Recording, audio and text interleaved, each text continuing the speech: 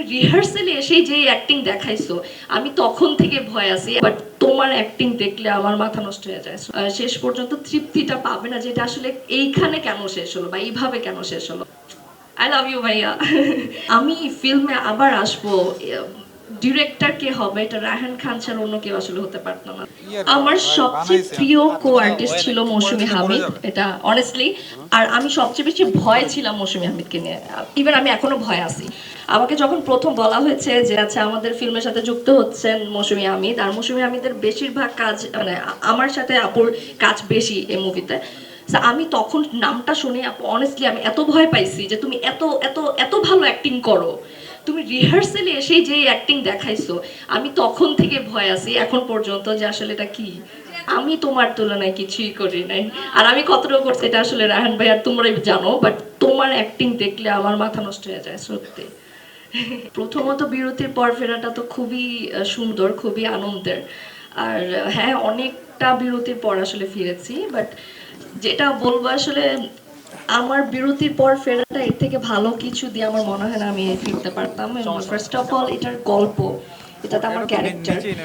যখন রায়হান ভাই আমাকে অ্যাকচুয়ালি রায়হান ভাই আমার একটা শুটিং সেটে যায় মোশাররফ করিম ভাইয়ের সাথে দেখা করতে, তো তখন আমি রায়হান ভাইয়ের সাথে তো প্রথমে যেটা বলে নিই, আমার কিন্তু মিডিয়াতে পথ চলা রায়হান ভাইয়ের হাত ধরে, আমার মেন্টর বলেন আমার গুরু বলেন সবকিছু রায়হান খান, রাইট? হ্যাঁ। তো রায়হান ভাই, আমি যখন বের হই 13-এ তখন থেকে আমি রায়হান ভাইকে বলি যে ভাইয়া তুমি আনছো কিন্তু তুমি কোনো কাজ করাও নাই আমাকে, মানে আমাদের কোনো কাজ হয়নি একসাথে। তো যখনই দেখা হয় তখনই এটা বলি যে কবে হবে কবে হবে। টানা তৃতীয়বার অর্জন করেছে দেশের সেরা সুপার ব্র্যান্ড স্বীকৃতি বসুন্ধরা টিস্যু। তো রায়হান সবসময় বলতো যে তোকে আমি তখনই ডাকবো যখন বড় কিছু আমি করব তখন। সো একদিন সাডেন উনি আমাদের শুটিং সেটে, আমি দেখলাম মোশাররফ ভাইয়ের সাথে বসে কথা বলছে, তখন আমি আবার চিল্লাচ্ছি যে কি ব্যাপার ভাইয়া কিছু করবা না নাকি। পরে বলতেছে যে না আমি তোকে ফোন দিব, একটা কাজ হইতে পারে। দেন সাডেন হঠাৎ ফোন যে একটু আসো তো, একটু গল্পটা দেখো কেমন। তো গল্পটা যখন আমি শুনতে বসি ভাইয়ার অফিসে, আমি জাস্ট লিটারেলি গল্পটা শেষ হওয়ার সাথে সাথে আমি বলছি যে ভাইয়া আমি এটা করতে চাই। এটার ক্যারেক্টার, এটার গল্প, আপু যেমন বলছিল যে এই গল্পটা আসলে মানুষ দেখে শেষ পর্যন্ত তৃপ্তিটা পাবে না যেটা আসলে এইখানে কেন শেষ হলো বা এইভাবে কেন শেষ হলো।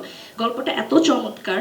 আর আমার মনে হয় আমাদের বাংলাদেশের প্রেক্ষাপটে এই ধরনের গল্প, একটা কেস নিয়ে বা এই ধরনের একটা গল্প আমার মনে হয় না আমি নিজে দেখেছি। সো পার্সোনালি গল্পটা খুবই চমৎকার।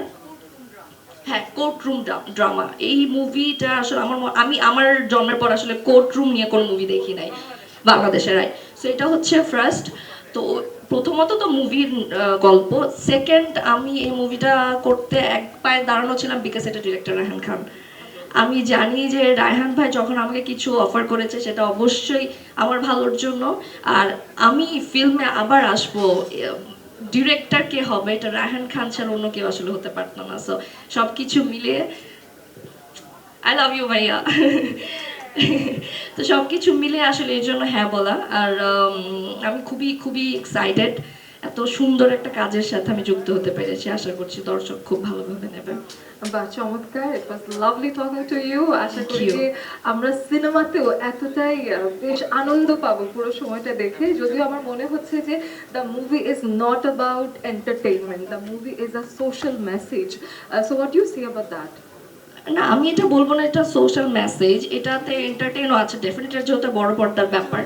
সো এটার মধ্যে সবকিছু মিক্সড আপনারা পাবেন, শুধু একটা ধাঁচের ব্যাপারটা তা না। বাট হ্যাঁ, একটা কেস নিয়ে ডেফিনেটলি গল্প, বাট ওইটার মধ্যেই আপনারা এন্টারটেইন হবেন, এটার মধ্যে আপনারা কান্না করবেন, এটার মধ্যে আপনারা টুইস্ট খুঁজবেন আর একটু পর পর আসলে এটা কী হতে যাচ্ছে, কেন হতে যাচ্ছে, কোন ক্যারেক্টার আসলে কি করতে যাচ্ছে, প্রত্যেকটা ক্যারেক্টার মানে এত বাজেভাবে আপনাদের মাথার সাথে খেলবে। হ্যাঁ, সো ওইটা আসলে খুবই মজা।